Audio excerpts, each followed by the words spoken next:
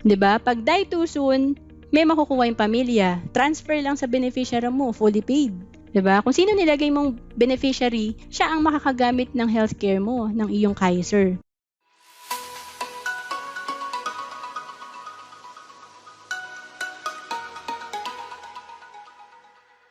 Hello everyone, I'm Roan Celis Capistrano of 1 Million Club. Kung bago ka pa lang sa channel ko, make sure to subscribe and hit the notification bell para lagi kang updated. The secret to saving and building your future. Become your own financial educator.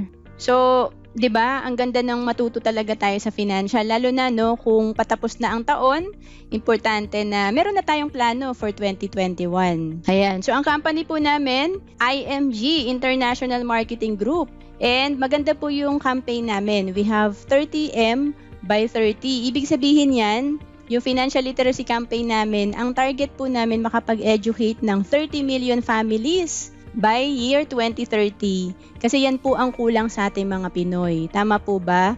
Kailangan talaga natin ng financial education. Kasi ang alam lang natin kung paano kumita.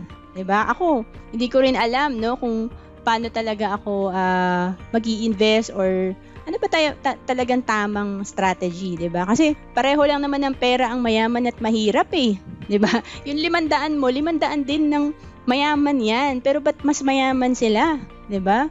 Ba't ang mahirap, kahit nag-overtime, kulang na kulang pa rin. Parang laging kulang na kulang. Maswerte na kung nagsasakto. Tama ba? Kaya ang dami pong baon sa utang. So, eto po may mga challenges po tayo. Hindi aksidente na nandito kayo. Napaka-importante talaga na binibigyan natin ng time talaga yung paano nga ba natin i-manage ng tama ang ating pera? Kasi may mga challenges tayo. So, ito po yan, Alam nyo ba na 98% ng Pinoy, based sa survey, nagre-retire ng walang pera. 'Di ba?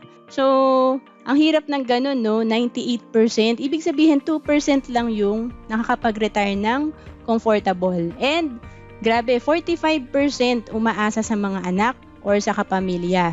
So, nakaka-relate po ako dyan kasi ako, yung parents ko ngayon, nandito sila sa bahay namin, lockdown. So, mabigat kasing responsibility yan pag umaasa sa'yo yung parents mo. 'Di ba? Paano kung may pamilya ka? Paano kung sa kapamilya mo pa lang, kulang na, 'di ba? So, napaka-importante talaga na tayo ay mag-iipon kahit na 20 years old ka pa lang. Maganda nga, estudyante pa lang tayo, marunong na tayo mag-ipon. Ipon talaga ang kailangan natin. Grabe, 30%. Nag-e-end up sa charity, napupunta sa charity. Nagpunta po kami noong 2012 sa charity. Nandun po yung mga matatanda.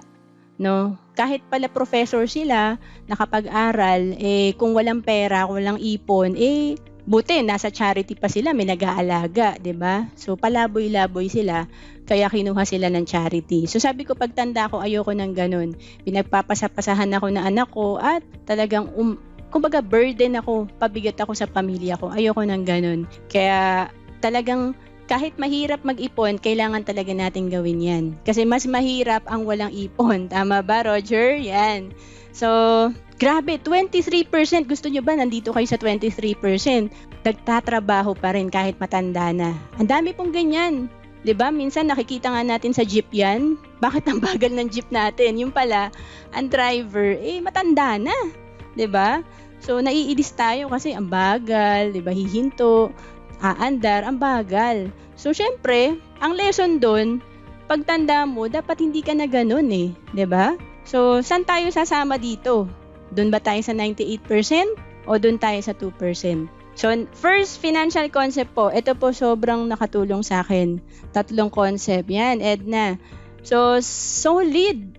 Grabe, may tinatawag palang solid financial foundation. So, sabi, pag may bahay ka daw, 'di ba? Makikita mo na matibay yan pag dumating yung typhoon, 'di ba? Gaya ni Ulysses, 'di ba, Roger? Si Ulysses po, 'di ba? Nung gabi na 'yon na bumagyo dito sa Manila, talagang hindi kami nakatulog kasi may puno po kami dito. Iniisip ko baka bumagsak sa lakas ng hangin no? Pero napatunayan ko matibay pala yung bahay namin, 'di ba? Matibay din yung puno kasi hindi bumagsak. So, pero nung araw pala na 'yun, ang dami pa lang na lumubog yung bahay, tsaka talagang sira, di ba? So kasi nga, hindi matibay yung pundasyon. So ganun din po sa ating financial. Alam nyo po ba kung paano mag-build ng solid na financial foundation? Malalaman nyo yan kung maganda yung inyong finances pag hindi kayo na problema ngayong pandemic. Diba? Kasi ito po yung ating mga kakaharapin. Financial crisis. Dati walang nakikinig sa amin. Okay na ako. Diba? Wala naman akong problema sa finances. Pero, nagka-pandemic, nawalan ng trabaho, nagka-problema. Diba? Kasi pwedeng mawalan ng income. And then, yan, pwedeng may ma-disable, magkasakit, magastos yan, di ba? Or may binabayarang bahay, or utang, yan, tuloy-tuloy yan. Pag nawalan ka ng income, kailangan bayaran mo pa rin yan, tama ba? So, anong nangyari, pag hindi naka-ready, eto, bagsak, di ba? Mangungutang na naman, di ba? So, paano ba, pagdating sa finances, paano ba tayo magbibuild ng ating financial house na matibay, di ba? Strong. So yan, kagaya ng bahay po, kailangan magsisimula ka sa pundasyon. Okay? Kasi kala ko po dati, basta mag-invest lang okay na. Dito ko nalaman sa IMG, meron palang sa baba, 'di ba? Bubong na pala yung iniisip ko, 'di ba? Kasi gusto ko lang mag-invest sa mutual fund or sa stocks. Yun lang ang alam ko eh. Nakikiuso lang ako. So meron pala sa baba. Kailangan pala may emergency fund ka rin, 'di ba? So, ito yung pag nawalan ka ng trabaho, meron ka makukuhang pondo. Merong laman ang savings account mo. And then, kung may utang ka, dapat inuuna mo yan bago ka mag-invest. Kasi yung investment mo, hindi siguradong may income, pero itong utang mo, siguradong may interest yan. 'Di ba? So, lalo na pag credit card po yan, alam niyo po ba kung magkano ang interest sa credit card? 3.5% per month. So, pag tinotal mo yun sa isang taon, 42%. Diba? Saan ka makakahanap na investment na 42% ang kita? Diba? So, ibig sabihin, bago ka mag-invest, unahin mo muna bayaran yung utang mo. Okay? And then, of course, dapat may protection ka. Etong protection, ito yung, lalo na kung breadwinner ka. Pakitype nga dyan, me, kung ikaw ay breadwinner, may umaasa sa iyong pamilya, may dependents ka. Kailangan talaga natin ng protection kasi kaya yan tinawag na protection or life insurance para maprotektahan natin ang pamilya natin, 'di ba? So kasi pag nawala tayo, wala na tayong problema pero yung naiwan mong pamilya. Like ako anak ko 4 years old pa lang. So pag nawala ako, kaya niya na ba magtrabaho, 'di ba? So yung mga kapatid ko, syempre may mga kanya-kanyang pamilya at mas marami anak nila, 'di ba? So paano asikasuhin yung pamilya mo, 'di ba? So yun yung tinatawag na protection. Pag may nangyari sa'yo, ang lifestyle ba ng pamilya mo, ganun pa rin o bababa? Ibig sabihin, mas malulubog sila sa utang. 'Di ba? So, pansinin niyo po yan sa mga burol. Pag grabe ang iyak ng asawa, ibig sabihin, walang iniwan yan. 'Di ba? Sabi, isama niyo na ako sa hukay. 'Di ba? Kasi nga, iniwan mo, utang eh. 'Di ba? Wala tayong kapera-pera, paano ko bubuhayin mga anak mo? 'Di ba? So, yan po yung importance ng protection. And, meron pa pala, healthcare. So, dito ko lang nalaman sa IMG na may long-term healthcare pala. 'Di ba? Kasi, usually, kapag may healthcare naman tayo, bigay ng kumpanya yan eh. Pero, ito lang ako na-educate na habang bata ka naman, hindi ka madalas magkasakit eh. Kung pumupunta ka naman sa clinic, gusto mo lang magpa-APE or physical exam, dental, 'di ba? Kailan tayo magkakasakit? Matanda or bata? Paki-chat nga. Kailan lumalabas ang mga sakit natin? Matanda ka or bata?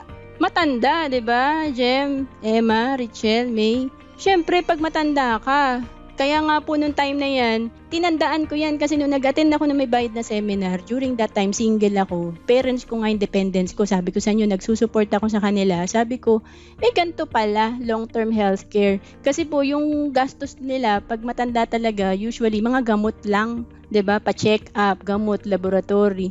Pwede pa lang habang bata ka, meron ka ng pondo para dyan. 'Di ba? So, kasi nga po, meron akong nakausap na OFW. Nagkasakit yung anak niya. Kahit na may bahay siya, binenta niyang palugi kasi wala siyang healthcare para sa anak. So, dahil nung na-hospital yung anak niya, benta niya ng palugi yung bahay niya para lang may pampa-hospital. So, sino naman po bibili ng house and lot, no? Or property na instant, di ba? Ang hirap din maghanap ng buyer niyan. Okay? So, importante rin po, may healthcare tayo. And, ang pinaka-importante po, tatandaan nyo, yung increased cash flow. So, ibig sabihin yan, madali mo to. Ito kasi para sa akin, alkansya tong financial foundation. Mabilis mo malalagyan to lahat kung okay ang cash flow mo.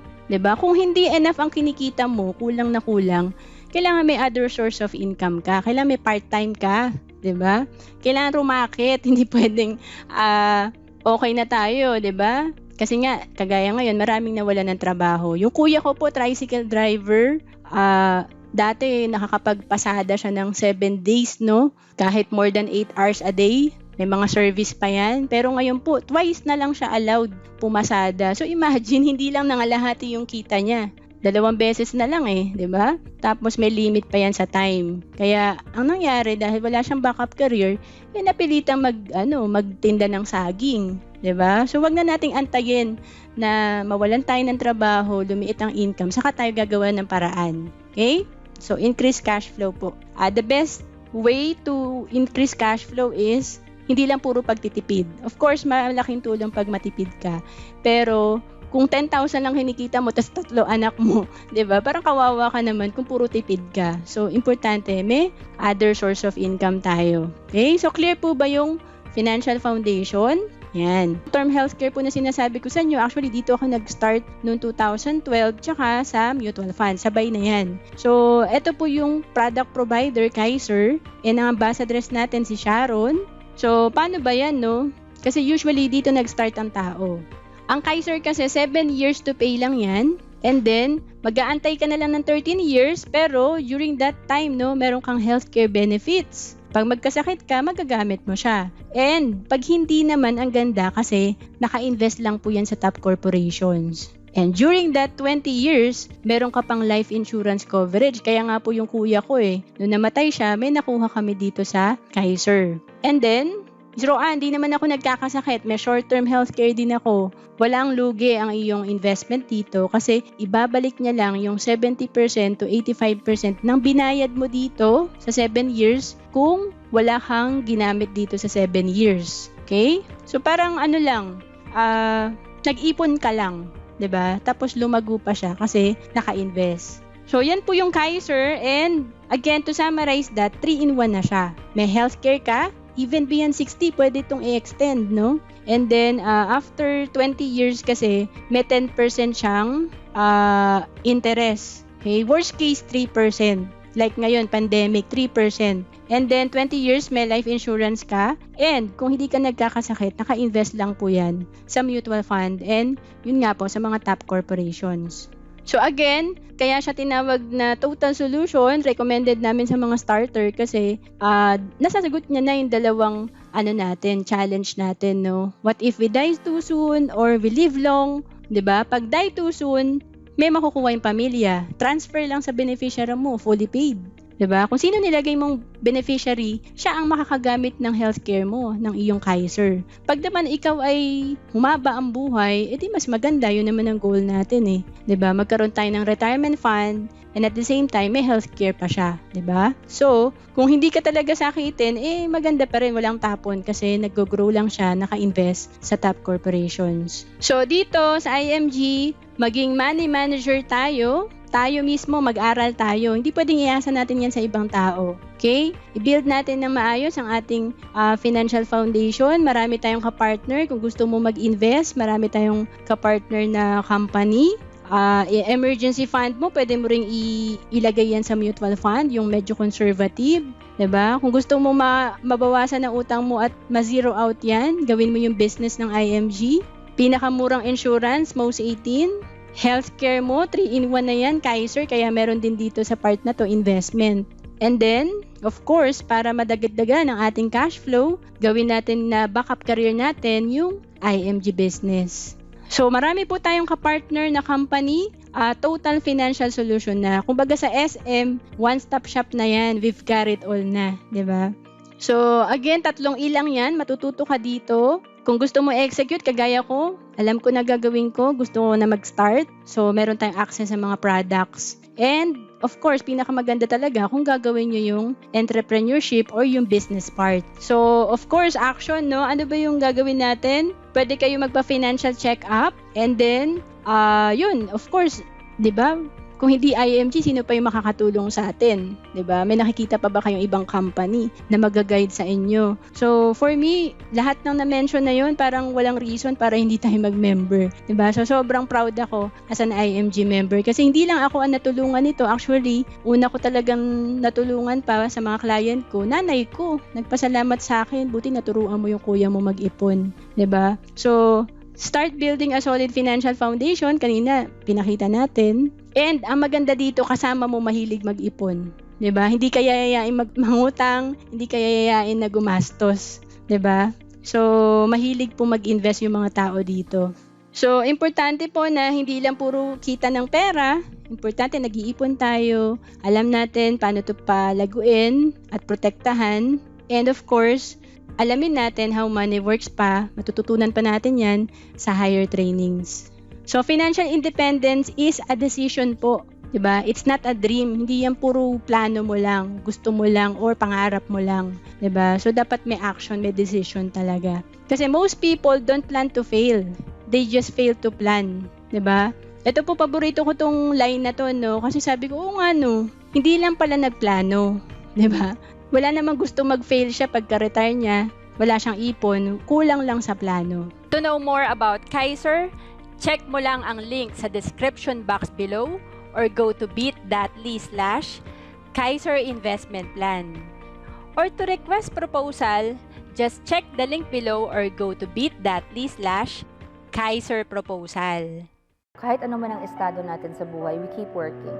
But we keep forgetting, we seem to forget that health is the real wealth. Kasi you never know what's going to happen tomorrow. Ang mas nangangailangan yung mga lalong nahihirapan. Kung kaya naman nilang maghulog ng paunti-unti, basta meron kanya, may protection ka. Kasi baka yung kinikita mo hindi sapat sa pambili ng gamot. Marami nakakasakit, mga anak, di ba? O ikaw mismo. Lalo kung ikaw yung breadwinner, nagtatrabaho ka para sa pamilya mo, tapos bigla ka nagkasakit, paano na yung pamilya mo? At kahit nga anong estado, it's one thing off your list ang aalalahanin. Kahit ako, di ba? So, that's why it's important to have it. Kasama ko ang Kaiser, kahit maputi na ang buhok ko.